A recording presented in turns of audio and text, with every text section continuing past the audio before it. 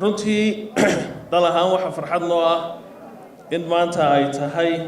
Ethiopia guesting country dhammaantiin waxaad ka warqabtiin oo runtii aan u baahnayn inaan wax badan halkan ka sheegno xiriirka ka dhaxeeya Ethiopia iyo Somaliland oo ah mid intii Somaliland jirtayba ka dhaxeeyay isla markaana wax badan ay isweydaarsanayeen haddaan meel gaar ah ka taabto xagga nabadgelyada xagga maxay ahayd ganacsiga iyo xagga isdhexgalka bulshada Somaliland iyo Ethiopia waxaan oran karnaa waa laba dal oo hadda macnaha integration kooga ama isdhexgalkoogu muddo u soo socday haddana uu qaangaar yahay tusaale haddaan soo qaadano Berbera corridor oo ka wada dheregsantihiin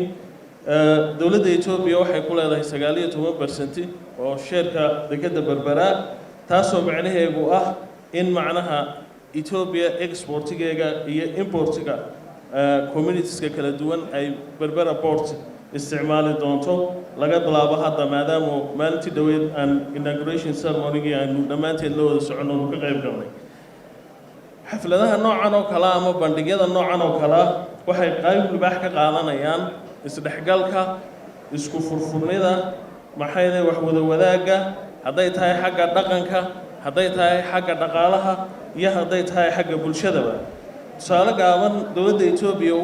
waxa ku nool 80 in ka badan oo qowmiyadood oo afaf kala duwan ku hadla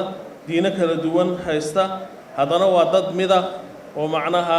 walaaltinimadoodu wada jirkooda iyo wax wada qabsigoodu yahay mid aad u adag saad hadda heestii ka arkayseen waxay ahayd few ama in yar oo kooban oo ay natusayso oo ka tirsan shucuubta iyo qowmiyadaha Ethiopia taasiyadooda iyo macnaha dhaqankooda aad iyo aad baad u mahadsantiin waxaan rajaynaynaa inaad wax badan ka faa'iideysan doontiin maxay ahayd bandhigan buugta ee Hargeysa International Book Fair waxaan aad u soo dhaweynayaa wufuudda ka timid dawladda deegaanka Soomaalida Ethiopia oo iyaga laga filayo inay wax badan ay halkan ku soo bandhigaan wax badanna ay ka qayb qaataan bandhigan buugaga ee maanta aan u nahay dalahaan martida waxaan rajaynayaa inaad roolkii loo baahnaa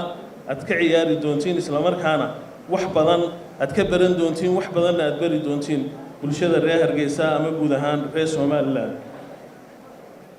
laba kalmood baan iyadana martida aad sabab ka timid aan ku oran doonaa luqadda Amhariga ከአዲስ አበባ የመጣችሁ እንኳን ደህና መጣችሁ ማለት ፈልጋለሁ ይህ የሀርጌሳ ኢንተርናሽናል ቡክ ፌር በየዓመቱ የሚደረግ ዝግጅት ነው የዚህ ዓመት እኛ ነው እንደ ገስት ወይም እንደ እንግዳ ሀገር ኦርጋናይዝ የተደረገው ስለዚህ ማንኛችም በዚህ 6 ቀን ውስጥ ማንኛውም ሰው እንዲካፈልና አይዲያ ኤክስቼንጅ እንድናደርግ ሐሳብ ልውውጥ እንድናደርግ አንድነታችን እንድናሳይ በአክብሮት እጠይቃለሁ እንኳን ደህና መጣችሁ በጣም አመሰግናለሁ Thank you